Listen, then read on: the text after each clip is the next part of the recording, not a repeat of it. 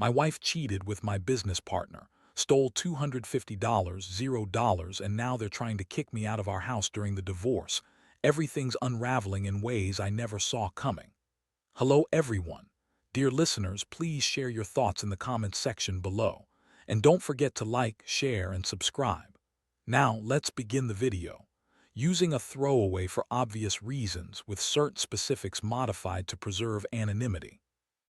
I never thought I'd be the guy to catch his wife cheating, but here I am, sitting in my living room staring at the evidence that's about to blow my world apart. The most unexpected moment. Finding out that Sarah, my wife of 10 years, was screwing around with my business partner, Jake. And not just that, she also stole $250,000 from my company.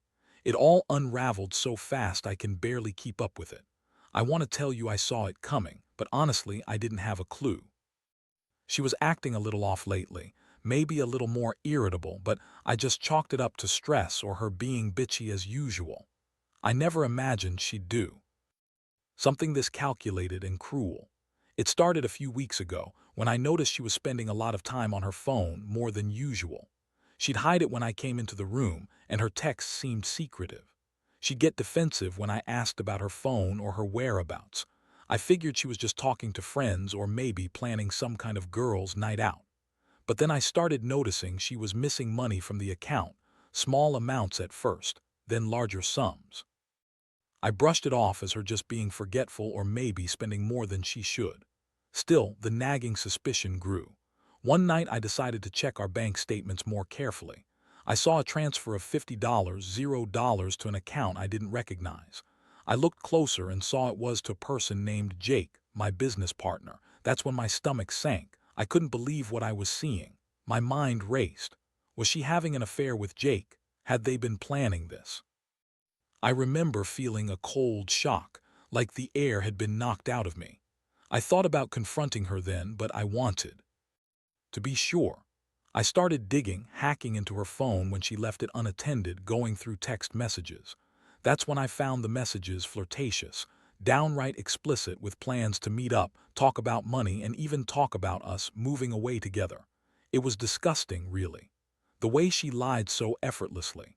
When I confronted her the next day, she spun this whole story about how I was paranoid and jealous. She told me she was just friends with Jake, that he was helping her with some project, and that the money was a loan she was going to pay back. Yeah, right. She looked me straight in the eyes and said, "You're crazy, you're just seeing things. I would never cheat on you, and I certainly wouldn't steal from you." But I knew better. I saw the way she avoided my gaze, the way she stumbled over her words. That's when I knew I'd been played. The emotional impact hit me hard. I felt betrayed, stupid, and angry all at once. How could she do this? After everything we built, after all those years, I felt a mix of heartbreak and rage, like I'd been punched in the gut.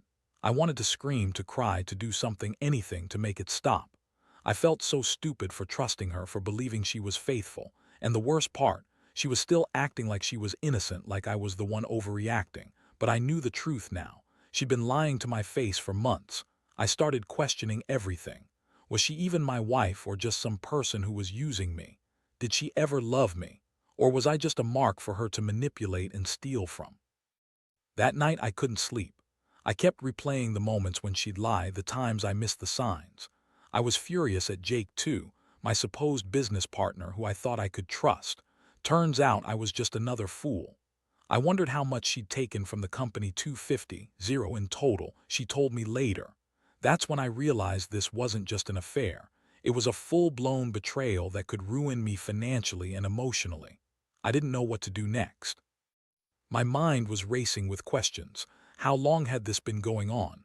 Were there more lies I hadn't uncovered yet? Did she plan to leave me, take everything, and start over with Jake? The betrayal cut deep, and I felt like I was drowning in it. I knew I had to confront her again, but this time with a plan. I couldn't let her get away with this. I had to protect myself and figure out my next move. I had no idea what was coming next, but I knew my life was about to change forever. The morning after I found out, I was a mess. I couldn't eat, couldn't sleep, and my mind kept circling back to everything I'd uncovered. I stayed up all night going over the evidence, trying to piece together how I'd been so blind. The betrayal wasn't just about the money or the affair. It was about trust, about feeling like I had been living with a stranger all these years. I kept asking myself where I went wrong, why I didn't see it coming, why I didn't notice the signs. But deep down, I knew this wasn't just about missing signs.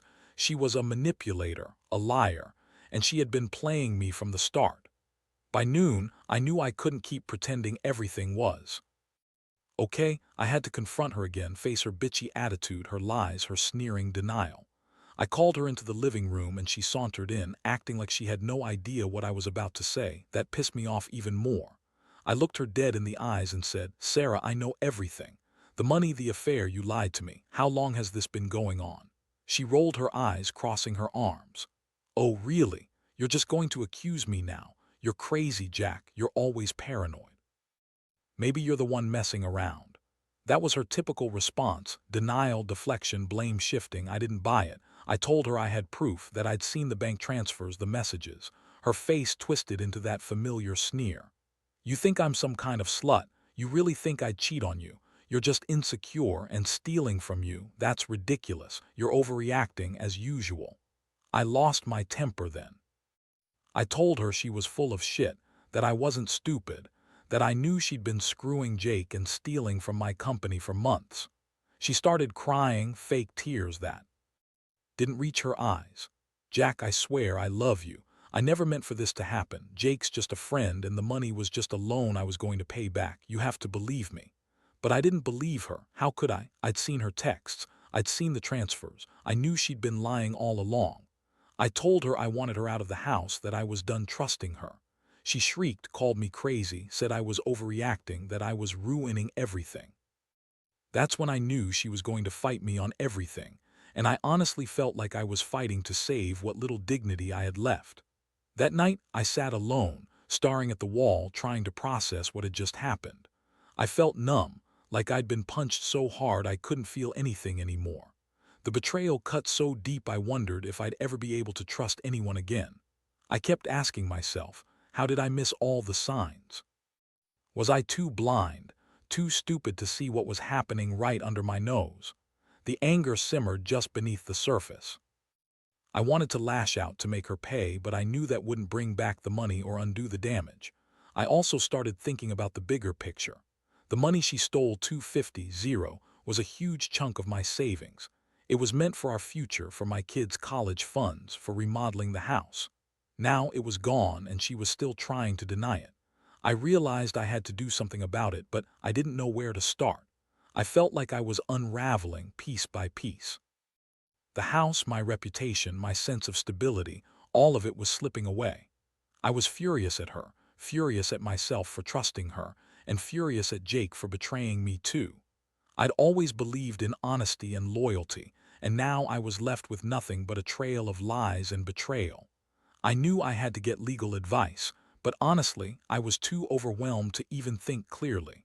All I knew was that I couldn't let her get away with it. I had to find a way to protect what was mine and figure out how to confront Jake.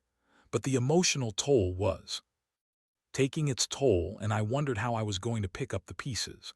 I kept replaying everything in my head, trying to find some kind of clarity, some way to fix this or at least get some justice. I never thought I'd be in a situation like this, where my wife, my partner, was the one destroying everything I'd built. And it was only just beginning. The days that followed were a blur. I spent hours on the phone with lawyers trying to figure out my options. The worst part was knowing she was still in the house, still pretending everything was normal. I felt like a stranger in my own home. Every time I saw her bitchy smirk or heard her dismissive tone, I wanted to scream. But I kept my cool, at least on the surface. Inside, I was boiling. I knew I had to act fast before she managed to drain everything or make a move to kick me out. One afternoon, I caught her sneaking around the study, trying to delete some messages on her phone. I didn't say anything at first, just watched her for a bit. She looked nervous, like she knew she'd been caught. That was the moment I decided enough was enough. I confronted her directly, standing right in front of her, voice cold and steady. Sarah, I know you've been lying. I saw what you deleted. I know about Jake, about the money. This isn't just some stupid affair. This is theft and betrayal. You're out of chances." She scoffed, trying to act innocent, but I saw the panic in her eyes. "Jack, you don't understand. I was desperate. Jake said he'd help me fix things, that we could get through this together. I didn't mean for everything to blow up like this. You're overreacting. You always do." I shook my head. "No, Sarah, I've had enough of your lies. You stole my money and you're trying to make me look crazy. I want you out of this house by the end of the week. You're not going to manipulate me anymore." She screamed at me then, calling me controlling, accusing me of being paranoid. "You're just jealous because Jake and I have something real. You're too stupid to see it. I don't need your money or your house. I'll be fine without you." That's when I realized she was determined to spin this all her way, no matter what. She was digging her heels in, trying to rewrite the story to protect herself. My heart was pounding. I felt a mixture of rage and heartbreak. I'd given her everything, my trust, my love, my life, and this was how she repaid me. I'd always thought I was the one providing stability, security, a good life. And now I was facing the harsh reality that she'd been playing me all along. The betrayal wasn't just emotional, it was financial, personal, all of it. I decided I needed to get serious. I made plans to change the locks, to start the divorce process, and to investigate exactly how much she'd stolen. I also told her I was going to press charges if I found out she'd transferred any more money illegally. Her reaction: she laughed, a cold, bitter laugh that made my stomach turn. "You can't do that. You're not going to ruin me over some stupid affair. You're just a jealous, insecure little man." At that moment, I knew she was trying to gaslight me, to make me doubt my own instincts, but I didn't care. I'd seen enough. I was done being the fool. I had to get out of this mess, but I also had to find a way to hold her accountable. The thought of her walking away with my money and my house made me sick. I'd worked too hard for everything. I had to let her ruin it all. The emotional toll was brutal. I felt betrayed, angry, and deeply hurt. I kept asking myself how I could have been so blind. How could she have lied to my face for so long? I'd always been the one to support her, to give her everything she wanted, yet she was out there screwing my business partner and stealing from me. The trust was shattered. I wondered if I'd ever be able to forgive her or even trust anyone again. I started planning my next moves. I needed proof of her theft, more evidence to show the lawyer. I needed to protect my assets, figure out the best way to get her out of the house. I also wanted to confront Jake directly, but I knew that would come later. Right now, I just wanted her gone. I couldn't stand to be under the same roof anymore, knowing what she'd done. The house, my marriage, everything I'd built, was crumbling, and I was just trying to hold it together. The worst part: I knew this was only the beginning. The day I finally decided to move forward felt like stepping into a storm I couldn't control. I woke up knowing I had to act fast before she managed to drain any more money or manipulate the situation further. I called my lawyer first thing in the morning, laid out everything I'd uncovered: the theft, the affair, the lies. I told him I wanted her out of the house. I wanted full access to the bank accounts, and I was prepared to press charges if necessary. The lawyer advised me to document everything, to gather proof, and to prepare for a legal battle. I was ready to fight for what's mine. While I was on the phone, Sarah was acting like she didn't have a care in the world. She was doing her typical bitchy smirk, tossing her hair, pretending like she was innocent. But I wasn't buying it anymore. I told her I was taking control of the situation, that I was contacting a divorce attorney, and that she needed to leave voluntarily. She scoffed, rolled her eyes, and said, "You're just trying to control everything. You're not going to get rid of me that easily." Her voice was dripping with contempt, and I could see the defiance in her eyes. That afternoon, I went to the bank to freeze the accounts. I wanted to make sure she couldn't transfer any more money. I also hired a private investigator to dig into her financials and see if she'd hidden anything else. Meanwhile, I started packing my things, preparing for her to leave.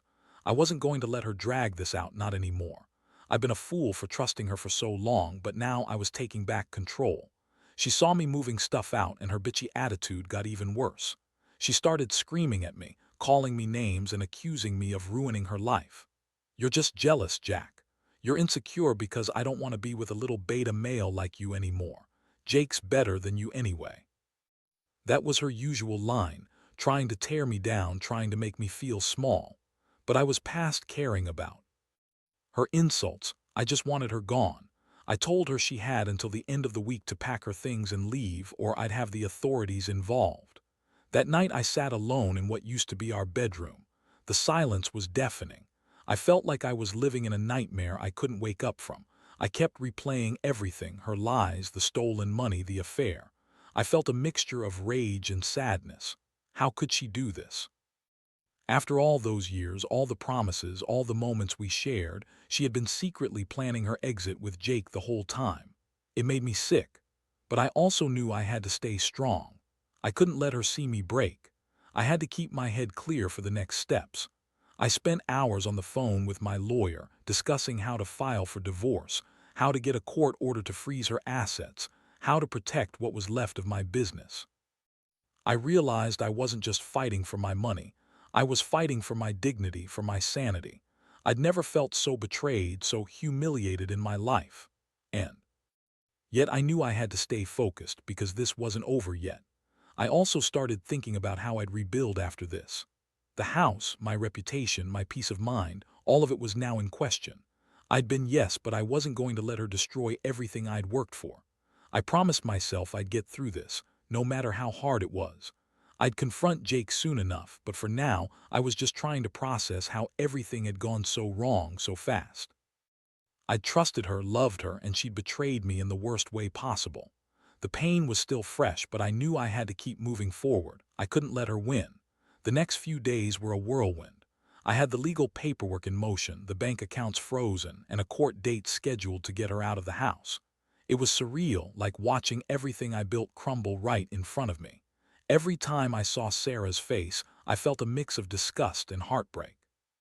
She kept up her bitchy act, throwing tantrums, calling me names, and trying to manipulate everyone around her to turn against me, but I stayed firm. I knew the truth, and I wasn't going to let her spin her lies anymore. She kept insisting she was innocent, that I was just jealous, that Jake was just a friend, and that she'd never steal from me. She even had the nerve to cry and play the victim. "You're ruining my life, Jack," she'd say, voice trembling, eyes filled with fake tears.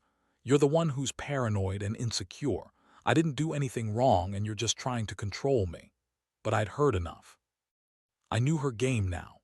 She was a master manipulator, and she was trying to turn everything around to make me look like the bad guy. Meanwhile, I was gathering evidence, more bank statements, text messages, and even a few recordings I managed to get when she wasn't paying attention. I wanted to be prepared for whatever she threw at me. I also contacted Jake directly, told him I knew what he'd done, and warned him that I was coming after him legally if he didn't back off. That guy had some nerve, thinking he could screw me over and walk away without consequences. I was going to let that happen. The day of the court hearing was intense. I sat there feeling like I was in some bad movie. Sarah showed up with her bitchy smirk, trying to look innocent, but I knew better. The judge listened to both sides, and I laid out all the evidence I had, how she'd been stealing, lying, and cheating on me with Jake. It was clear she was trying to manipulate the situation, but the judge saw through her act. When the court ordered her to vacate the house within 48 hours, I felt a strange mixture of relief and anger. Relief that I was finally taking control, and anger because she'd almost destroyed everything in the process. That night, I watched her pack her bags, her face twisted with rage. She kept screaming, calling me all sorts of names, controlling, insecure, a loser. But I didn't care anymore. I knew I'd done everything I could to protect myself. As she left, she looked back at me with that bitchy glare, still trying to manipulate the situation, still trying to make me feel guilty. But I just stood there, silent, watching her walk out the door for the last time. The aftermath was brutal. The house was empty, and I was left with a mess of emotions: anger, sadness, betrayal. I felt like I'd been punched in the gut, like I'd lost my identity. But deep down, I knew I had to pick myself up. I had to rebuild what she'd tried to destroy. I started cleaning up the mess, reaching out to my accountant, trying to figure out how much she'd stolen. In total 250, she told me. That sum was staggering. It was supposed to be for our future, for the kids, for everything I'd worked so hard for. Now it was gone and I was left to pick up the pieces. I also started thinking about how I was going to move forward. I knew I'd need therapy, support from friends, and maybe even some time away from everything. The pain of betrayal was fresh, and I wasn't sure how to forgive her or if I even wanted to. But I knew one thing: I wasn't going to let her ruin me. I was determined to rebuild my life, to regain my confidence, and to learn from this nightmare. I'd been, yes, but I was still standing. And I wasn't going to let her or Jake take anything more from me. This was just the beginning of a new chapter, one where I took control and fought back against the betrayal that nearly destroyed me. After everything, I've come to realize that trust, once broken this badly, isn't something you just get back. I used to believe in loyalty, in honesty, in sticking by your partner no matter what. But that illusion shattered the moment I found out Sarah had been lying to my face for months, screwing my business partner, and stealing $250,000 from my company. It's like the ground beneath me just opened up, and I fell into a pit of betrayal I didn't even know existed. The hardest part wasn't just the money or the house or even the betrayal itself. It was the realization that I had been so blind, so trusting, that I missed all the signs. Looking back, I see now how she would get defensive when I questioned her about her phone, how she'd hide her texts, and how she always found a way to turn things around on me. I was so caught up in our life, in the idea of us, that I ignored the red flags. Now I see that the woman I married was someone I never truly knew. In the end, I did what I had to do. I fought for my rights, got her out of the house, and took control of my financial situation. I reported the theft, got a court order to freeze her assets, and started the divorce process. It wasn't easy, nothing about this was, but I knew I had to protect what was left of my life. I also realized that I needed to focus on myself now. Therapy helped, not just to deal with the pain, but to rebuild my confidence. I learned that sometimes you have to lose everything to find out what you're really made of. Looking back, I wish I could say I've fully moved on, but that's not how life works. The scars of betrayal are deep, and they stay with you. But I've learned to accept that some things are beyond my control. I can't change what she did, but I can control how I respond. I've started working again, rebuilding my business and trying to create a new future, one without her lies and manipulations. To anyone out there going through something similar, I'd say this: trust is fragile. Be careful who you give it to. Pay attention to the signs. Sometimes they're right in front of you and you just don't see them until it's too late. And when the betrayal hits, don't let it define you. Use it as a lesson to be more cautious, more aware, and most importantly, more self-respecting. Because in the end, the only person who truly has your back is yourself. And if you ever find yourself in a situation like mine, remember, you're stronger than you think and you can come out the other side. It might take time, but trust me, you will heal.